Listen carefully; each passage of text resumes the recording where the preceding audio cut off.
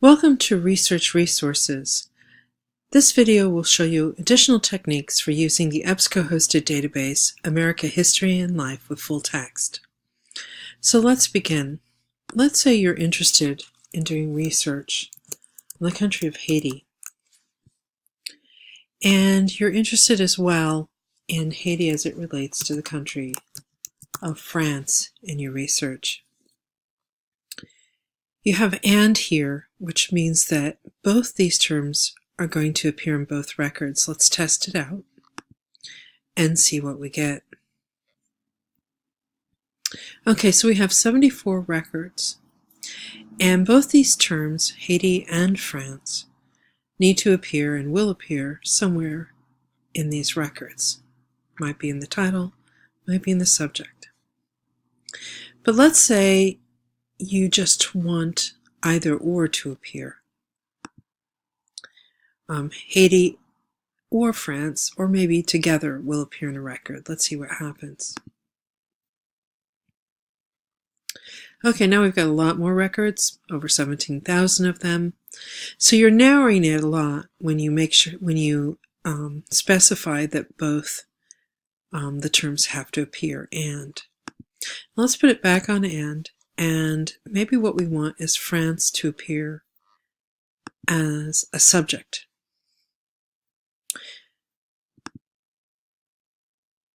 Now we're down to 42 records, and if you look through them, you'll find that somewhere France will appear as a subject. It may or may not appear elsewhere in the record, but it'll appear as a subject. So that's a way of sort of narrowing your focus and retrieving documents that are a little more precise in an area you're researching. Another thing you might do is exclude something. Perhaps you want to exclude records. You're interested in France in the subject, but you want to exclude the United States also as a subject, let's say.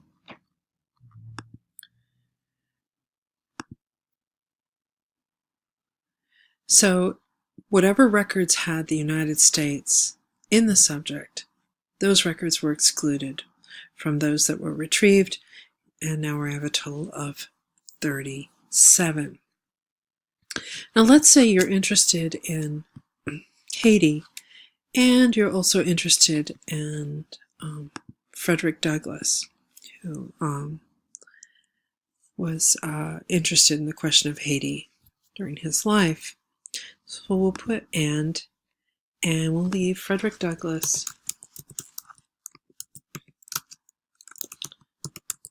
as a subject term. And now we've just got one record. We've got Haiti that appears anywhere, and Frederick Douglass appears apparently once in a subject. But let's say we want Frederick Douglass to appear in the title. Put title, and now I've got 11 records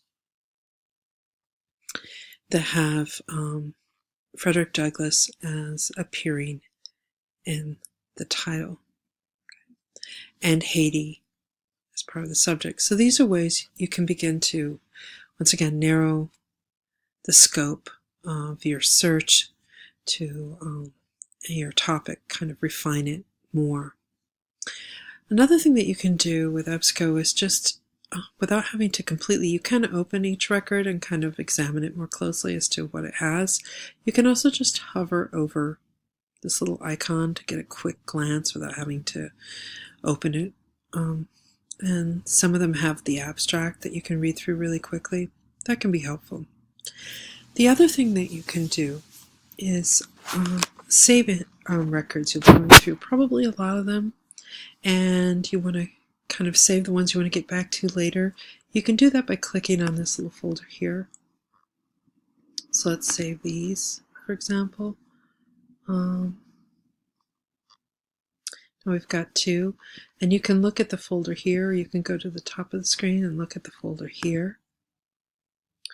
So now we have our the items that we've saved that we want to look at, and maybe we want to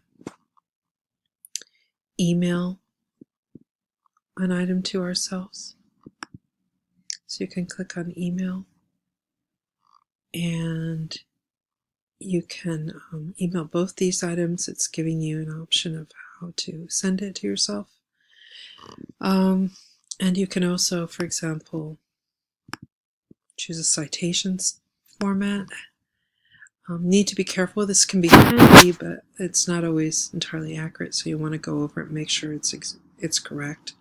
But you can email that to yourself. So these are all really useful features. Let's go back into a new search. Another thing is just to examine some of the other things. You can search the full text of articles.